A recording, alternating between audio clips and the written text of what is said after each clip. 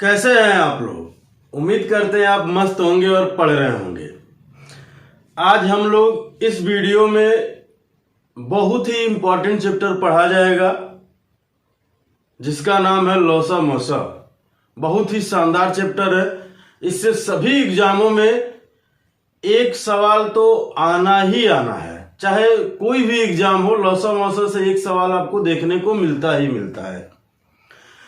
इससे पहले हम लोग इसके सवालों पर चले, उससे पहले थोड़ी सी इसकी बेसिक जानकारी जो इसकी थ्योरी से रिलेटेड है उसको हम लोग जानेंगे इसलिए क्योंकि इसमें सवाल ऐसे भी बनते हैं कि जो कथन निष्कर्ष पे होते हैं।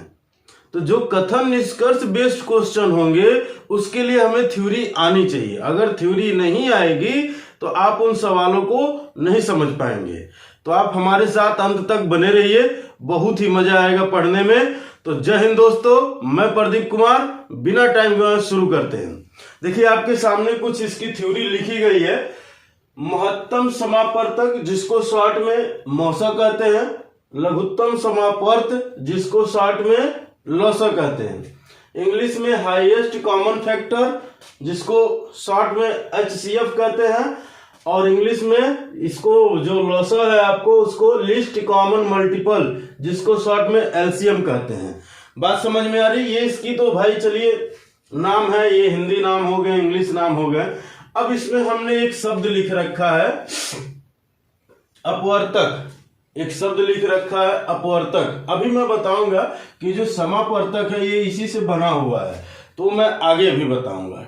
पहले एक एक चीज थोड़ा सा समझ लेते हैं। पहले अपवर्तक समझते हैं, फिर अपवर्त समझते हैं, फिर समापवर्त और महत्तम समापर्त समझा जाएगा। ठीक है, तो आइए, हम उम्मीद करते हैं आप हमारे साथ अंत तक बने रहेंगे, बहुत ही मजा आएगा पढ़ने में। तो देखिए अपवर्तक क्या होता है, इंग्लिश में इसे फैक्टर या डिवीजर कहते हैं। कहा है कि कोई संख्या जिन जिन संख्याओं से पूरी विभाजित हो जाती है वे संख्याएं उस संख्या का अपवर्तक कहलाती हैं। बात समझ में आ रही है?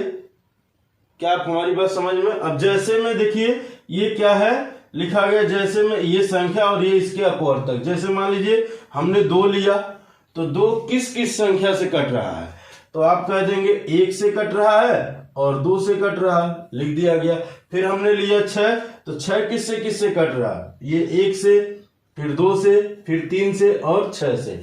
अब क्या है, ये जो 1 2 3 6 ये जो लिखे गए हैं ये क्या है, तो वो 6 के अपवर्तक हैं। यानी अगर हम ऐसे कहते कि वो कौन कौन सी संख्या है जो 6 को काट सकती हैं, तो आप कहते 1 है, 2 है, 3 है और 6 है। बात आ रही समझ में? यानी वो संख्या हम लिखते हैं, तो ये जो 1 2 3 6 हम कह रहे हैं, तो ये कौन सी संख्या है, तो ये अपवर्तक है। किसके? 6 के। फिर उसी तरह से 15 का 1 3 5 और 15। फिर 24 का 1 2 3 4 6 8 12 24, इन सबसे कट रहा है वो। बात समझ रहे हैं हमारी बात? ठीक है, यानी अपवर्तक अब हम उम्मीद करते हैं आपको समझ में आ गई। यानी अपवर्तक वो संख्या होती है जो किसी न किसी को काटती है। ठीक है, मान लीजिए हमने कह दिया 12, तो 12 को कौन कौन संख्या काटेगी? एक तो 1 काटेगा, दूसरा 2, फिर 3, फिर 4, फिर 6 और खुद एक 12। समझ रहे? यानी इन सभी संख्याओं से वो 12 कटेगा। तो जिनसे जिनसे वो कटेगा वो सभी संख्याएं अपवर्तक कहलाती हैं। क्लियर है? आइए अब इसके कुछ निष्कर्ष पे हमने लिख रखा है, थोड़ा निष्कर्ष समझते हैं। कह रहे हैं एक प्रत्येक संख्या का अपवर्तक है। ये एकदम बात सही है। देखिए एक सब में आएगा, यानी 1 से कोई भी संख्या ले लेंगे, कोई भी, सब कटेंगे। दूसरा लिखे हैं प्रत्येक संख्या स्वयं का अपवर्तक होती है। यानी कोई भी संख्या लेंगे तो 1 से तो कटेगी ही कटेगी और अपने आप से भी कटेगी, तो वो संख्या खुद की भी अपवर्तक होती है। जैसे देखिए हमने 2 लिया तो 2 से कट रही, 6 लिया तो 6 से भी कट, 15 लिया 15, 24 लिया 24, यानी कोई भी संख्या लेंगे तो अपने आप से भी कटेगी। क्लियर है?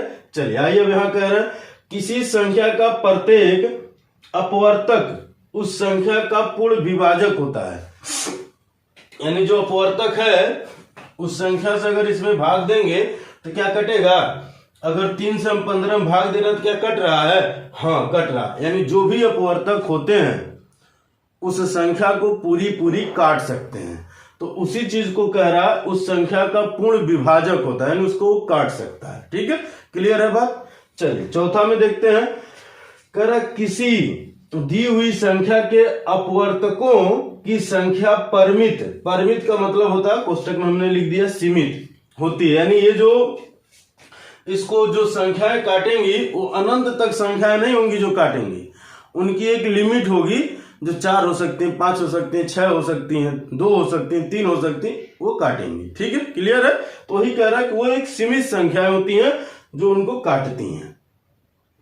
यानी किसी भी संख्या का अपवर्तक क्या होता है? सीमित होता है, असीमित नहीं होता है। क्लियर है?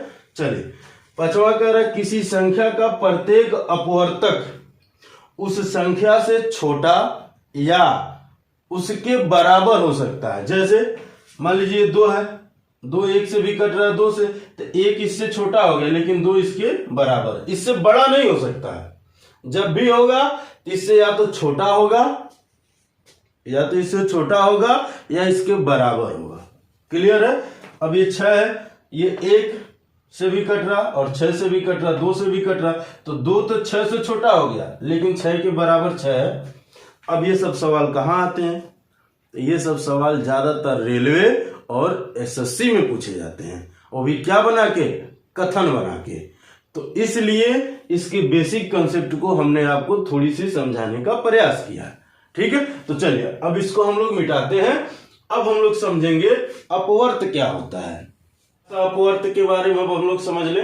अब तक हम लोग अपवर्तक के बारे में देखे हैं, अब हम लोग अपवर्त के बारे में देखेंगे। क्या है अपवर्त? का दूसरा नाम गुणज भी होता है। ठीक है, इसको गुणज भी कहते हैं। कह रहे जो संख्याएं किसी दी गई संख्या से पूरी पूरी विभाजित हो जाती हैं उन्हें दी हुई संख्या का अपवर्त कहते हैं। जैसे थोड़ा सा बात यहां समझिएगा, जैसे हमने क्या लिखा 4 गुणे 5, तो ये जो 20 है वो 4 का अपवर्त है, 5 का भी अपवर्त है, लेकिन 20 के जो अपवर्तक हैं वो क्या है? 4 और 5।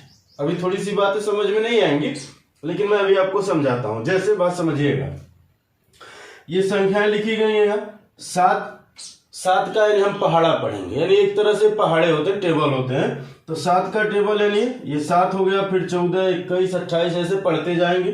ठीक है, फिर 8 का भी यही होता है। मान लीजिए 8 का टेबल हमने पढ़ा, 12 लिए तो 12 का टेबल पढ़े। अब बात समझिए, अब जैसे हमने लिया भाई 24 को हम लिख सकते हैं 2 गुणे 12। तो ये जो 2 और 12 हैं वो 24 के अपवर्तक हैं। ठीक है, क्या है? अपवर्तक हैं। लेकिन जो 24 है वो 2 और 12 का अपवर्त है, यानी 2 का पहाड़ा हम पढ़ेंगे तो 24 आएगा, 12 का भी पहाड़ा पढ़ेंगे तो हम 24 आएगा। लेकिन अगर हम 24 का पहाड़ा पढ़ेंगे तो क्या 2 और 12 कहीं आएगा? नहीं आएगा ना। तो इसीलिए कहा गया है यहां 2 और 12 संख्या 24 के अपवर्तक हैं, लेकिन 24 2 और 12 का अपवर्त है। क्लियर है? बात समझ में आ रही है? अब थोड़ी सी मन में आपके डाउट हो रहे होंगे, लेकिन एक बात सीधी सीधी समझिए, अपवर्त वह संख्या होती है, ये जो संख्या है इससे बड़ी होगी। अब जैसे हमने 24 लिया तो वो या तो 24 होगी या 24 से बड़ी होगी, उससे छोटी नहीं होगी। अपवर्तक वह संख्या होती है जो इससे छोटी होगी, बड़ी नहीं हो सकती। ठीक है, तो अब यहाँ 2 और 12 लिखेगा तो समझ लीजिए कि क्या है? उसके अपवर्तक हैं, अपवर्त नहीं है। अब आइए, अब निष्कर्ष पे हम लोग आते हैं। तो क्या कहा? कोई संख्या अपने प्रत्येक अपवर्तक का अपवर्त होती है, मतलब यही बात कहना चाह रहा है। अब जैसे हमने मान लीजिए क्या लिखा भाई, 6 लिखा, तो 6 के अपवर्तक क्या है? 2 3 6, 1 भी है। ठीक है, लेकिन ये जो 6 है इस 2 का अपवर्त है कि नहीं? 2 का टेबल पढ़ेंगे तो 6 आएगा, 3 का पढ़ेंगे तो आएगा, 6 का पढ़ेंगे तो आएगा। तो ये इसीलिए कहा गया है कि ये जो 2 3 6 हैं वो यहाँ 6 का अपवर्तक है, लेकिन 6 जो है 2 3 6 का अपवर्त है। बात आ रही समझ में? यानी अगर इससे बड़ी संख्या आएगी, जैसे 6 का 12 18, यानी उसका पहाड़ा पढ़ेंगे तो उसके अपवर्त होंगे, और जब छोटी आती है तो अपवर्तक होती है। अब आइए दूसरा, किसी संख्या का प्रत्येक अपवर्त उस संख्या से बड़ा या उसके बराबर होता है। देखिए वही बात जो मैं कह रहा था, वही बात यहाँ निष्कर्ष में कहा है। यानी अपवर्तक जो होता है या तो वो छोटा होगा या बराबर होगा। अपवर्त जो है यानी मल्टीपल, ठीक है, वो क्या होगा, या तो बराबर होगा या तो उससे बड़ा होगा। बात आ रही समझ में? सीधी सीधी बात है। कह रहा किसी संख्या के अपवर्त्यों की संख्या अपरिमित यानी असीमित होती है, यानी जो अपवर्तकों की संख्या होती है, देखिए अपवर्त्यों की जो संख्या है वो असीमित, निश्चित नहीं है, वो अनिश्चित है, लेकिन अपवर्तक क्या है, निश्चित है, वो किसी लिमिट में काटेंगे किसी संख्या को, ठीक है। अब बात आ रही है चौथा नंबर में, प्रत्येक संख्या स्वयं का एक अपवर्त है। अब जैसे हमने 7 लिया तो 7 का नाम 7 पढ़ते हैं, 8 लिया 8 का नाम 8 पढ़ते हैं, 12 लेंगे 12 का नाम, कोई भी संख्या लेंगे तो वो स्वयं का एक अपवर्त होती है। पांचवा में का, यहाँ थोड़ी जगह का इश्यू हो रहा था इसलिए हमने यहां से लिखा है पांचवा, कि किसी संख्या में प्राकृतिक संख्याओं, यानी कोष्टक में लिख दिया 1 2 3 4 5 जो भी ले लें, से गुणा करने पर उस संख्या के विभिन्न अपवर्त प्राप्त होते हैं, ठीक है, विभिन्न अपवर्त प्राप्त होते हैं। जैसे अब मान लीजिए 7 लिया तो 7 में 1 से गुणा करेंगे 7 आया, लेकिन 7 में 2 से गुणा करेंगे 14 आया, 7 में 3 से गुणा करेंगे 21 आया, 7 में 4 से गुणा करेंगे 28 आया। तो यही पांचवा वाला जो रूल है वही ये बात कह रहा है, ये जो हो रहे हैं वही पांचवा वाला रूल का है। क्लियर है? तो हम उम्मीद करते हैं चीजों में आप अंतर समझ गए होंगे थोड़ी सी।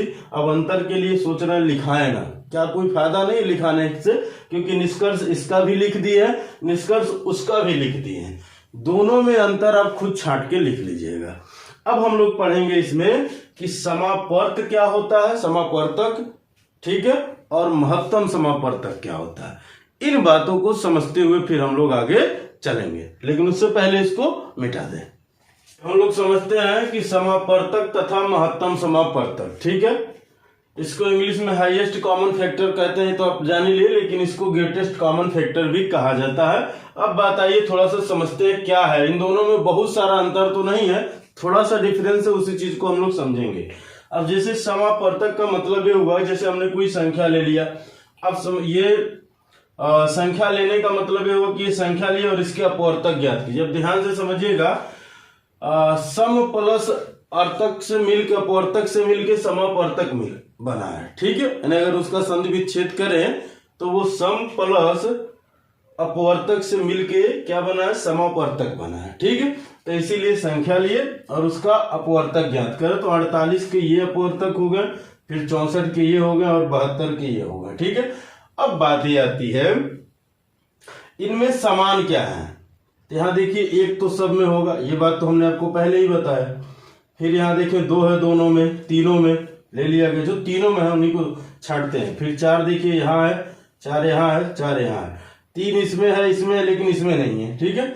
अब 6 इसमें भी है, इसमें भी है, लेकिन इसमें नहीं है, लेकिन 8 तीनों में है, 3 को हम ले लिए। और कोई है कॉमन, 16 यहाँ है, यहाँ, लेकिन इसमें नहीं है, 12 यहाँ है, यहाँ है, लेकिन इसमें नहीं है, बाकी कोई कॉमन नहीं है, ठीक है। यानी इसका मतलब ये हुआ कि अगर हम कहते हैं कि समापर्तक क्या हुआ, समावर्तक, तो आप कहते हैं 1 है, 2 है, 4 है और 8 है, ये सब के सब संख्याएं क्या है, समापर्तक हैं। लेकिन महत्तम समापर्तक क्या होंगी, अब बात ये होती कि इसमें मौसा क्या होगा, इसमें जो सबसे बड़ा होता है, इसमें जो सबसे बड़ा होता है, यानी समापर्तक में जो सबसे बड़ा होता है उसी को कह दिया जाता है कि वो मौसा है, यानी महत्तम समापर्तक है, ठीक है, उसी को क्या कहा जाता है कि महत्तम समापर्तक है, जो बड़ा है।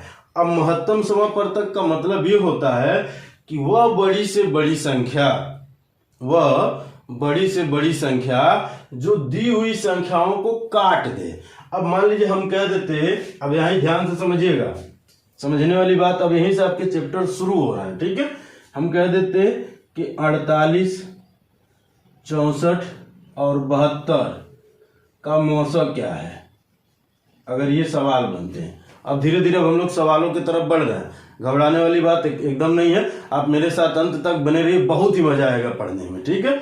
अब आप इनका जब मौसा निकालते हैं तो आप क्या कहते हैं, मौसा का मतलब यानी महत्तम समापवर्तक का परिभाषा क्या हम कहे हैं, हमने ये कहा कि वह बड़ी से बड़ी संख्या जो दी हुई संख्याओं को काट दे। अब वो बड़ी से बड़ी कहाँ मिली है, तो समापवर्तक से मिली है। यानी अगर इनका हम ये अपवर्तक निकालेंगे तो ये सब है, ठीक है, जिसमें ये सब समान है, इसीलिए इनको लिखा गया है। लेकिन जो मौसा होता है, महत्तम समापवर्तक होता है, उन समान अपवर्तक में से जो सबसे बड़ा होता है उसी को कहा जाता है महत्तम समापवर्तक। अब यहां पर देखा जाए तो ये ऐसी कौन सी संख्या जो इनको काट रही है, तो आप 8 लिए हैं, तो क्या ये 8 से सब कट रहे हैं, तो आप कह देंगे हाँ कट रहे हैं। लेकिन अगर मान लीजिए आप 12 लेते तो 12 से ये दोनों तो कट जाता है, लेकिन ई नहीं कटता। और आपको ऐसी संख्या लेनी जो सबको काटे, ठीक है। तो इसीलिए हम लोग इसको मौसा के रूप में यहाँ इसको ज्ञात किया गया है, और वो क्या मिला है, ये 8 मिला, और इसीलिए इसको कहा जाता है महत्तम समापवर्तक। इसीलिए कहा जाता है, क्यों कहा जाता है, क्योंकि वो मैक्सिमम की बात करता है, ठीक है, क्लियर है। अब हम लोग धीरे धीरे सवालों की तरफ बढ़ेंगे, तो अब हम इसको शॉर्ट में बताएंगे कि निकाला कैसे जाता है। हम इतना सारा चीज नहीं करेंगे, ये तो एकेडमिक चीजें रही हैं जो इसकी बेसिक कॉन्सेप्ट पे आधारित थी, तो थोड़ी सी चीजें हमने आपको उसमें बताया है। अब हम लोग सवालों की तरफ बढ़ेंगे। अब एक बात समझिएगा, ये अगर हम कहें तो मौसा निकालने की इसको कहते हैं गुणनखंड विधि, ठीक है। एक होती है भाग विधि, एक होती है भाग विधि, तो उसको भी थोड़ा सा समझ लेते हैं, फिर हम लोग सवालों पे चलते हैं। ध्यान से समझिएगा, भाग विधि में हम करते क्या है कि कोई दो संख्या लेते हैं, ठीक है, उसमें बड़ी वाली संख्या में हम छोटी वाली संख्या से भाग देते हैं, ये तो कहा जाता है। तो अब जब भाग देंगे तो आ जाएगा 48 का नाम 48, भाई साहब यहाँ 14 में से 8 जाएगा 6, यहाँ बचा 5, ये आ जाएगा 1 घटाएंगे। अब फिर अब जब भाग इसमें देंगे तो ये आ जाएगा आपका क्या 48, ठीक है, यानी ये वैल्यू यहाँ लिखी जाएगी। अब 16 से देखिए पूरी तरह कट गया, 3 बार में कट गया ना, तो क्या आप 16 को मौसा कह देंगे, क्या आप 16 को मौसा कह देंगे, तो आप कहेंगे नहीं। क्यों नहीं भाई, क्योंकि 16 से ई दोनों कट गया, लेकिन क्या 16 से ई कट रहा है, तो आप कहेंगे नहीं, ठीक है। यानी अब इसका मतलब फिर अब क्या करेंगे कि दूसर की बड़ी संख्या लेकर दूसर की छोटी संख्या से भाग देंगे। यानी 12 का नाम 64 का नाम 64, यहां से ये अभी हो जाएगा 6, एक दहाई देगा 12, ये आ जाएगा भाई साहब 8, यहाँ हो गया 6 में से ये कट जाएंगे, यानी ये कुछ नहीं आएगा। अब यहाँ आ गया 64, अब 8 से जब भाग देंगे तो 8 बार में ये कट जाएंगे 64, ठीक है। यानी अब इसका मतलब इस 8 से अब चेक करिए क्या ये वाली वैल्यू कट रही है जो बचे। देखिए इन दोनों में भाग दे तो इसका मतलब ये हुआ कि ये तो कटेंगे ही कटेंगे, ठीक है। लेकिन जो तीसरी वाली वैल्यू बच रही है इससे चेक करिए क्या वो कट रहा है, तो आप देख रहे हैं कि 8 से भाग देंगे तो 8 6 का 48 यानी कट रहा है। इसमें कुल मिला के नोट करने वाली पॉइंट ये है कि हम जो मैं यहां समझा रहा हूं, अच्छा थोड़ा सा इसको मिटा देता हूं, मैं आपको थोड़ा सा समझा लेते हैं, फिर अभी सवालों की तरफ चलते हैं, ठीक है। नोट करने वाली पॉइंट क्या है कि मान लीजिए 48, 64 और 72, ये 3 वैल्यू लिखी गई थी, 3 संख्याएं थी। आप हमने क्या कहा भाई आप भाग दीजिए, भाग देने के बाद आप क्या कर रहे हैं, घटा ही तो रहे हैं, अंतर ही तो लिए हैं, तो हम अंतर यही क्यों ना ले लें। अगर हम अंतर यहां लें, चाहे अंतर हम यहां लें, कोई भी ले लें, अगर हम यहां अंतर लेंगे तो ये आएगा भाई साहब 8, यहां अगर आप अंतर लेंगे तो ये आएगा 16। तो 16 मान लीजिए अगर हम ये अंतर नहीं लेते, समझिएगा बात को हमारी, हम ये अंतर लेते तो ये आ रहा है 16, इसमें कोई दो राय नहीं है कि 16 नहीं आ रहा, ठीक है, क्लियर है। अब 16 से हम इसमें भाग देंगे तो देखेंगे क्या ये कट रहा है, तो आप कह देंगे नहीं, यानी इसको आप फिर तोड़ेंगे तो क्या लिखेंगे भाई 2 गुणे 8।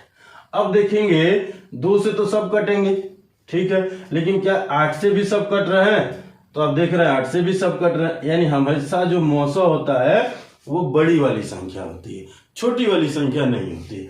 तो आप हमेशा अंतर किस में लीजिएगा, जो कम से कम अंतर वाली संख्याएं हो, जो कम से कम अंतर वाली, यानी हम अंतर यहां नहीं लेते हैं इस क्वेश्चन में, हम लेते तो कहाँ लेते हैं, यहाँ, और यहाँ हम देख रहे थे 8 का अंतर है। अब 8 जैसे ही आया तो इस 8 से इसमें भाग देकर चेक करिए क्या कट रहा है, तो आप कहेंगे 8 6 का 48 यानी कट रहा, तो यही आपका मौसा हो जाता है। क्या हो जाता है, यही आपका मौसा यानी HCF हो जाता है। क्या हो जाता है भाई, HCF। समझ गए हमारी बात। हमेशा डिफरेंस उन संख्याओं के बीच में लेना है जो कम से कम अंतर पे हो, जो कम से कम अंतर पे हो। तो चलिए अब इसको हम लोग मिटाते हैं। जितनी इसमें थ्योरेटिकल चीजें थी, जो बेस कंसेप्ट था, वो सब हम लोग पढ़ लिए हैं।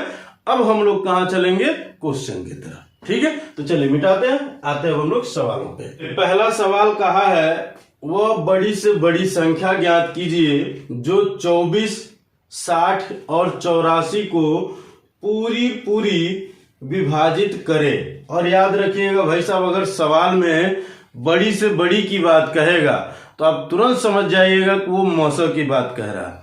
छोटी से छोटी की बात कहेगा तो इस बात पे तुरंत समझ जाइएगा कि वो लौसा की बात कह रहा है। यानी बड़ी से बड़ी में मौसा होता है, छोटी से छोटी में लौसा होता है। अब आइए हम लोग समझते हैं यहाँ पर क्या कहा है कि 24, 60 और 84 कह रहा, वो बड़ी से बड़ी कौन सी संख्या है जो इनको पूरी काट सकती है। तो सबसे पहले हम अंतर ले लें।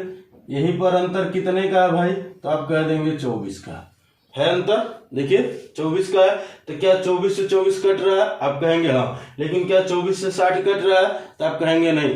24 से 84 कट रहा है, तो आप कहेंगे नहीं।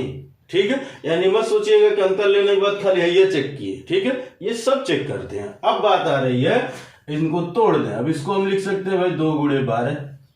तो क्या 12 से 24 कटेगा, 2 तो हम नहीं लेंगे, इसलिए कि अगर मान लीजिए आपको चेक करना तो एक बार 2 से पूरा चेक करें, एक बार 12 से नहीं, ऐसा मत चेक करिए। ये जो आप संख्या तोड़ रहे हैं ना, क्या देखिए छोटी वाली संख्या से बड़ी वाली संख्या कट रही है।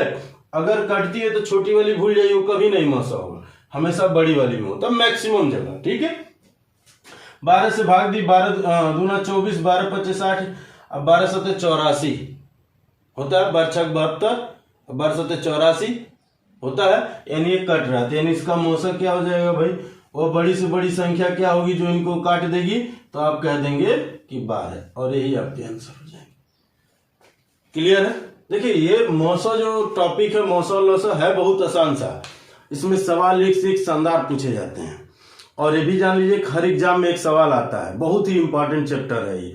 तो इसलिए इसको एकदम इत्मीनान से पढ़ते हुए एकदम शांति से चला जाएगा हम लोग, बहुत ही मजा आएगा पढ़ने में। बस आप हमारे साथ अंत तक बने रहिए। सवाल अगर हम लोग देखें तो क्वेश्चन में कहा है कि 96, 168, 32, 140 को विभाजित करने वाली सबसे बड़ी संख्या ज्ञात करें। को विभाजित करने वाली सबसे बड़ी संख्या, यानी बड़ी की बात आ गई, तुरंत हम मौसा लेंगे। तो किसका किसका अंतर लें, अब इनमें देखिए ज्यादा अंतर है। 32 में से 68 घटाएंगे, फिर आप तोड़ने में परेशान हो जाएंगे। तुरंत इन दोनों का अंतर लीजिए। ठीक है, यानी इन दोनों का आप अंतर लेंगे तो 28 का अंतर आएगा। 28 का। क्या 28 से ये कटेगा, नहीं कटेगा। 32 भी नहीं कटेगा, यानी इसको तोड़ दीजिए। 4 गुणे 7।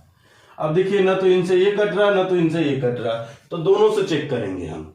7 से 32 कटेगा, नहीं, यानी ये हो ही नहीं सकते। तो आपका आंसर क्या होगा, मौसा आपका 4 हो जाए। यानी बड़ी से बड़ी संख्या कौन सी होगी जो इन सबको काट देगी, तो वो 4 होगी।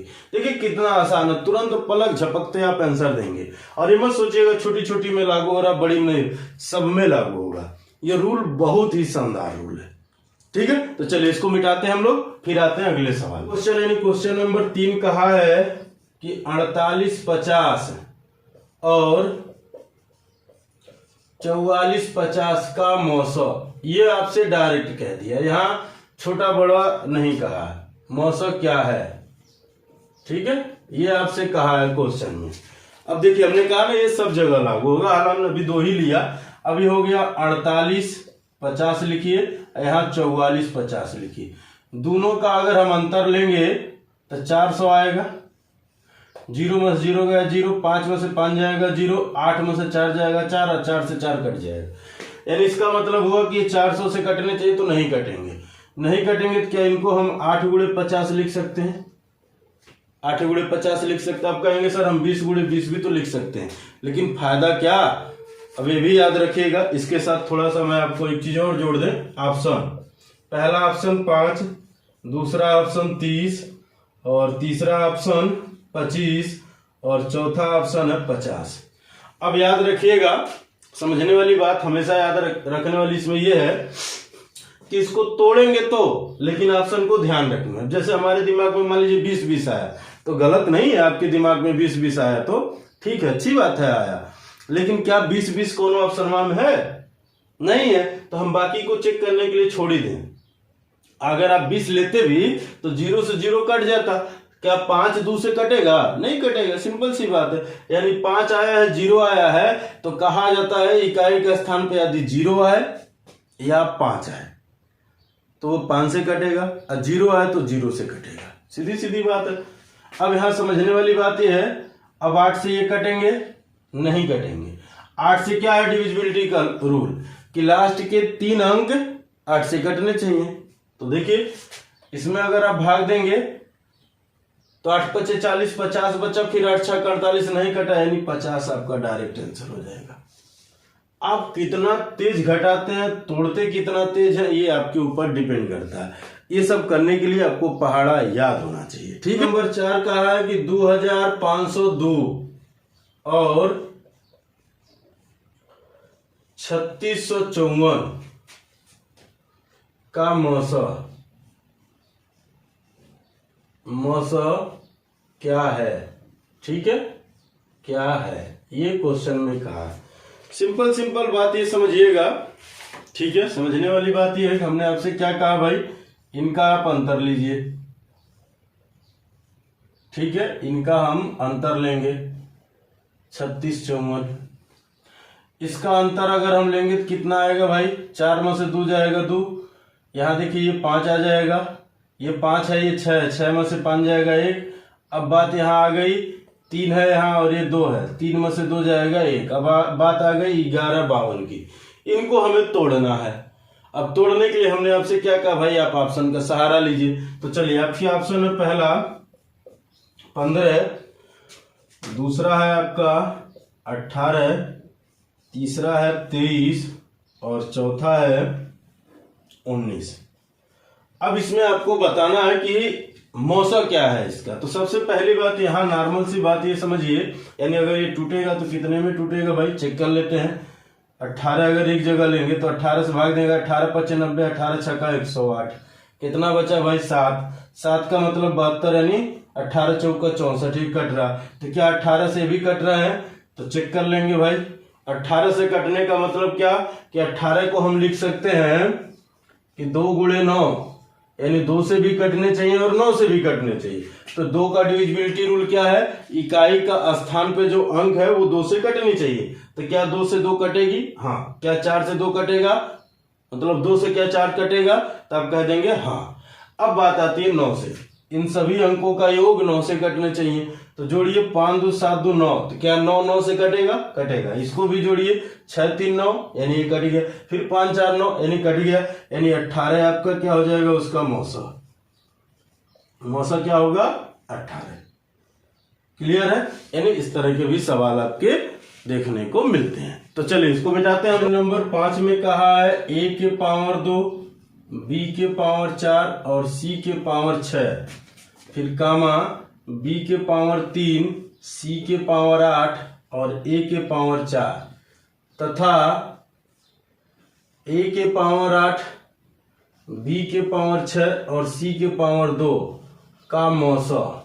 ठीक है, का मौसा हमसे कहा बताने के लिए। भाई देखिए बहुत आसान सी बात होती है, जब कोई वैल्यू पावर के रूप में हो, जब कोई वैल्यू पावर के रूप में हो और हमको मौसा ज्ञात करना हो, तो आप ये देखिए ये तीनों में है ना।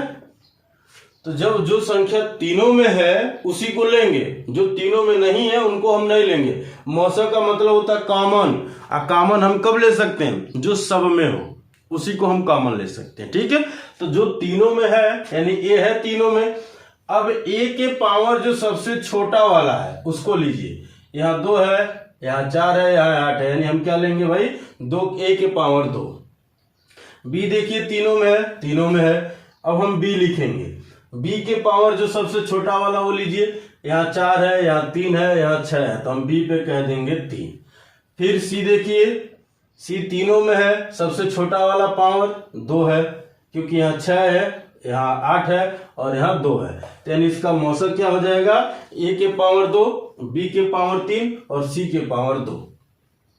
ठीक है, ये हो जाएगा इसका मौसम। यानी ऐसे सवाल आते हैं तो फोकट के नंबर देके जाते हैं, बहुत ही आसान होते हैं, रेलवे में ज्यादा देखने को मिलता है। चलिए आइए एक अगला सवाल यही हम लोग देख लेते हैं, यानी क्वेश्चन नंबर 6 कह रहा है यदि P बराबर 2 के पावर 3 गुणे 3 के पावर 10 और गुणे 5, और फिर कह रहा है Q बराबर दिया 2 के पावर 5 और गुणे 3 और गुणे 7, तो कहा है P Q का मौसा, P और Q का मौसा क्या है, ये क्वेश्चन आपसे कहा है। कह रहा है यदि P बराबर इतना हो, Q बराबर इतना हो, तो P Q का मौसा क्या है। देखिए सिंपल बात समझिएगा, बहुत आसान सी ये भी सवाल है। हमने आपसे क्या कहा, मौसा लिखते समय आप चेक करिए कि जो वैल्यू आप लिखेंगे वो दोनों में होनी चाहिए। मान लीजिए 2 अगर दिया है तो 2 देखेंगे, 3 दिया है 3 देखेंगे, 4 दिया है तो 4 देखेंगे। अब यहाँ पर 2 है लेकिन यहाँ पर भी 2 है, दोनों में है, तो यहाँ देखिए 2 के पावर यहाँ 3 है, 2 के पावर 5 है। हमेशा हमने क्या कहा, कम पावर वाला लिखेंगे, तो 2 के पावर 3 हो गया। अब यहाँ 3 है, यहाँ भी 3 है, तो गुणे अब आप लिखेंगे 3, यहाँ 10 पावर है, यहाँ 1 पावर है, तो 3 पर 1। अब यहाँ 5 है, यहाँ 7 है, तो ये कॉमन नहीं है तो उनको छोड़ देंगे और यही आपके मौसा हो जाएंगे। क्लियर है, बात समझ में आ गई। यानी मौसा क्या होगा, 2 के पावर 3 और गुणे 3 के पावर 1, या खाली 3 भी लिख सकते हैं। चलिए सवाल और यहाँ देखते हैं हम लोग, क्वेश्चन नंबर यहीं पर हम लोग देख लेते हैं। क्वेश्चन नंबर 7 कह रहा 7 के पावर 8 कामा 7 के पावर 6 कामा 7 के पावर 5 कामा 7 के पावर 10 का HCF। ठीक है, ऐसे इंग्लिश में भी लिख सकता भाई, जैसे मौसम हिंदी में कहते हैं उसी तरह इंग्लिश में HCF कहते हैं। तो अब सिंपल बात देखिए तो आपके लिए और आसान हो गया। अब यहां आपको मौसम लिखना है, ठीक है, क्योंकि अब एक एक अंक ही है। तो अब इसमें देखिए सबसे कम पावर वाला कौन है, तो सबसे कम पावर वाला 5 है, तो आप कह देंगे 7 के पावर 5 और यही आंसर हो जाएगा। तो ऐसे भी सवाल आते हैं। आइए किसमें आया है, NTPC 2016 में। देखिए बहुत ही आसान सवाल है लेकिन ये पूछा गया है। ठीक है, बात आई समझ में। तो चलिए इसको मिटाते हैं, फिर हम लोग आते हैं अगले सवाल। क्वेश्चन नंबर 8 देखिए लिखा हुआ है कि 4 गुणे 54 गुणे 3125 कामा 16 गुणे 5 गुणे 8 और 32 गुणे 27 गुणे 11 गुणे 49 का मौसा क्या है। यानी इस तरह से गुणे के रूप में भी आपसे पूछ सकता है। तो सिंपल और इसके ऑप्शन दे रखा है। पहला ऑप्शन दिया है 24, दूसरा ऑप्शन दिया है 8 और तीसरा ऑप्शन दे रखा है 40 और चौथा ऑप्शन दे रखा है 4। अब यहां समझिएगा, हम ऑप्शन से ही ऑप्शन को हटा देते हैं। सबसे पहली बात, अगर आप ये देखिए 4 है और ये 8 है, तो ये 4 से 8 कटेगा, 40 भी कटेगा, तो इसके हिसाब से हम 40 ले लेंगे। लेकिन नहीं, पहले आप ये देखिए 4 है और ये 8 है, तो इन दोनों में से एक को हटा दीजिए। ठीक है, क्लियर है। अब बात आ रही है कि इन तीनों में कौन होगा। जब 4 और 8 है, ठीक है, 3 और 6 हो, तो 3 को हटा दीजिए, 6 ले लिया करिए। अब आइए हम लोग समझते हैं पहले सिंपल बात में। समझने वाली बात यहां ये है कि जैसे यहां 4 है, ये 54 और ये 3125 यानी 3125। तो ये सिंपल बात ये देखिए कि 8 से इसमें क्या कटेगा। 8 से यानी इसको अगर आप लिखते तो 2 गुणे, ठीक है, 27 लिख सकते थे, लिखा जा सकता है। यानी इसका मतलब ये बन गया भाई साहब, यहां बनेगा 8 गुणे 27 और ये। तो अब ये पहली ही बात आप चेक करिए, क्या बाकी ये 24 से कटेंगे? अगर ये इस रूप में हो गया 8 गुणे 27 गुणे 31 25, तो क्या ये 24 से कटेगा? तो आप कह देंगे नहीं। क्या ये 40 से कटेगा? संभावना है, क्योंकि यहां से 5 मिल रहा है और यहां से 8 मिल रहा है। क्लियर है? अब आइए, 40 से अगर ये कट रहा, 40 से भी कटेगा, 8 5 40 बनेगा भाई। इसमें चेक करिए, इसमें कहीं 5 है या नहीं है, तो 40 वो बनेगा नहीं, यानी 40 से भी नहीं आंसर होगा। तो आंसर क्या होगा आपका? 8। आज सीधी सीधी बात ऐसे भी दिख रही थी, ध्यान से समझिए। 8 यहाँ है, 8 से भी कटेंगे, कटेगा ना।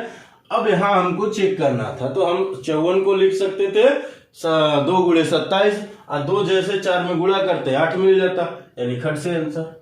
ठीक है, तो ऐसे भी सवाल आते हैं, ये एसएससी CHSL का सवाल है। ठीक है, तो चलिए इसको मिटाते हैं। कहा है कि एक कमरे की बीमाएं 18 मीटर, 12 मीटर तथा 10 मीटर हैं। बड़ा से बड़ा वह पैमाना ज्ञात कीजिए जिससे तीनों बीमाएं पूरी नापी जा सकें। यानी हमको मान लीजिए एक कमरा है, उस कमरे की बीमाएं का मतलब ये हुआ कि लंबाई, चौड़ाई और ऊंचाई। ठीक है, बीमाएं हम इन्हीं को कहते हैं। ठीक है, अब ये कह रहा है कि लंबाई मान लीजिए, उसका कहने का मतलब हो गया 18 मीटर है। ठीक है, चौड़ाई यानी ब्रेथ, ये 12 मीटर हो गया, और ऊंचाई यानी हाइट, ये हो गया 10 मीटर। तो कह रहा है एक ऐसा पैमाना लीजिए, एक ऐसा पैमाना लीजिए जो इन तीनों को बराबर, बड़ी से बड़ी पैमाना हो जो इनको बराबर माप सके। तो आइए हम समझते हैं, यानी हम इनका मौसा लेंगे। क्या लेंगे भाई? मौसा। तो क्या हो जाएगा भाई इनका मौसा? ठीक है, ऑप्शन, चलिए ऑप्शन नहीं लिखेंगे, आसान सा लिखे भी नहीं हम उसमें। ठीक है, अब देखिए सीधी सीधी बात ऐसे समझिए, इन दोनों का अंतर आप लिए 2 से भी कटेगा, ये भी कटेगा। 2 से देखिए, 2 से 18 भी कट रहा है, 2 से 12 भी कट रहा है, और 2 से क्या कट रहा है? 10 भी कट रहा है। अगर आप इनमें अंतर लेते तो ये आता 6 को क्या लिखते भाई? 2 गुणे 3। तो 3 हम नहीं ले सकते क्योंकि 10 कटेगा ही नहीं, तो हम क्या कह देंगे भाई? इनका मौसा 2 मीटर होगा। यानी वो बड़ी से बड़ी पैमाने वाली छड़ क्या होगी? 2 मीटर की होगी। क्लियर है? बात आ रही समझ में? यानी बीमा मापने की लंबाई हम जो भी लेंगे मापने वाला, वो कितना होना चाहिए? 2 मीटर का तो होना ही चाहिए। चलिए अगला सवाल देखते हैं, लेकिन इसको मिटा देते हैं। चलिए अगले सवाल पे हम लोग आते हैं। देखिए शुरुआत छोटे छोटे सवालों से है, लेकिन सवाल एक से एक शानदार देखे जाएंगे। हमने आपसे कहा है कि आप हमारे साथ एकदम अंत तक बने रहिए, एकदम मजा आएगा पढ़ने में, तो मजा आएगा। ठीक है, चलिए अगला सवाल है, एक आयताकार खेत 320 मीटर लंबा तथा 200 मीटर चौड़ा है। खेत में अधिकतम क्षेत्रफल वाली बराबर माप की वर्गाकार क्यारियां बनी हैं। प्रत्येक क्यारी की भुजा ज्ञात कीजिए। देखिए ये भी बात यहां भी आ गई, अधिकतम का है या बड़ी से बड़ी का है। तो आप समझ लीजिएगा कि मौसम की बात कहना चाह रहा है वो। यानी 320 मीटर उसकी लंबाई है,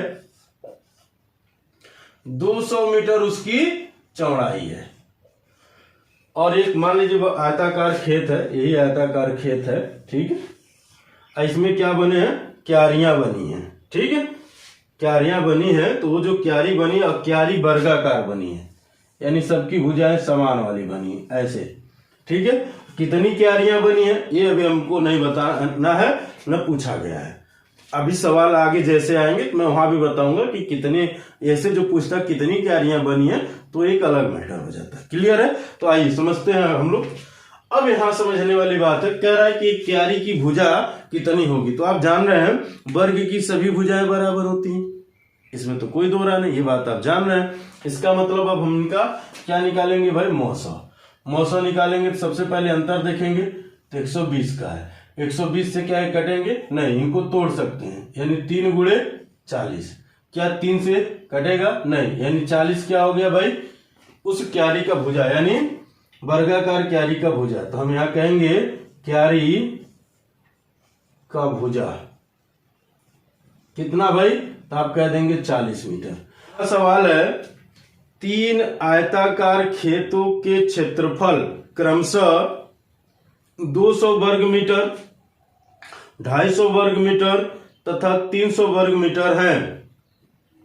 तीनों खेतों में बराबर क्षेत्रफल की क्यारियां बनाई गई हैं। प्रत्येक क्यारी की चौड़ाई 5 मीटर है। उनकी अधिक से अधिक लंबाई ज्ञात कीजिए। देखिए सीधी सीधी बात यहां समझिए, आयताकार 3 खेत हैं, उनका क्षेत्रफल, एक का क्षेत्रफल 200 मीटर स्क्वायर है यानी 200 वर्ग मीटर है, और दूसरा 250 वर्ग मीटर है, और तीसरा 300 वर्ग मीटर है। ये बात कही गई है, ठीक है। ये क्षेत्रफल है, याद रखिए, और क्षेत्रफल हमेशा स्क्वायर में होता है, ठीक है। यानी अगर इनका हम अंतर लेते हैं तो अंतर देखिए 50 का, तो क्या 50 से कटेगा, कटेगा, ये कटेगा, कटेगा, ये कटेगा, ये भी कटेगा। यानी अगर हम कह दिए कि जो क्यारी का क्षेत्रफल है वो कितना है भाई, 50 है, तो आप कहेंगे क्यारी ही कहा है ना सर, हाँ, क्यारी का क्षेत्रफल वो 50 हो गया। अब आपसे कह रहा कि प्रत्येक क्यारी का, ठीक है, प्रत्येक क्यारी का क्षेत्रफल याद रखिएगा, ठीक है, यहाँ लिख देते हैं प्रत्येक क्यारी का क्षेत्रफल, ठीक है। अब बात कर रहा है प्रत्येक क्यारी की जो चौड़ाई है वो 5 मीटर है, तो हमसे लंबाई पूछा है। आप क्षेत्रफल बराबर क्या जानते हैं, आप क्षेत्रफल बराबर जानते हैं लंबाई अगुणे चौड़ाई, यही तो जानते हैं। 50 हमको क्षेत्रफल मिल गया भाई साहब, लंबाई हमको नहीं पता है, चौड़ाई हमको 5 पता है, 5 से हम इसमें भाग देंगे तो ये कट जाएंगे, यानी लंबाई बराबर आ जाएगा 10 मीटर। यानी उस क्यारी की, प्रत्येक क्यारी की लंबाई कितनी है, 10 मीटर है। तो चलिए आज की वीडियो हम लोग यही समाप्त करते हैं, फिर हम लोग मिलते हैं अगली वीडियो में नए जोश, एक नए उमंग के साथ और सेम टॉपिक के साथ। ये चैप्टर पढ़ने में बहुत ही मजा आएगा, आप हमारे साथ ऐसे ही बने रहिए जब तक पूरी मैथ मैं आपको समाप्त नहीं कर लेता हूं। आप लास्ट तक हमारे साथ बने रहिए, बहुत ही मजा आएगा पढ़ने में। हमने आपसे कहा है कि मैथ जिस दिन समाप्त करेंगे उस दिन आपको शिकायत का मौका नहीं देंगे कि आपको मैथ नहीं आया। आप ये नहीं कह सकते कि हमको मैथ नहीं आया पूरा पढ़ने के बाद, बस आप नोट्स बना के पढ़ते हुए चलिए। तो जय हिंद दोस्तों, वीडियो देखने के लिए आपको बहुत बहुत धन्यवाद।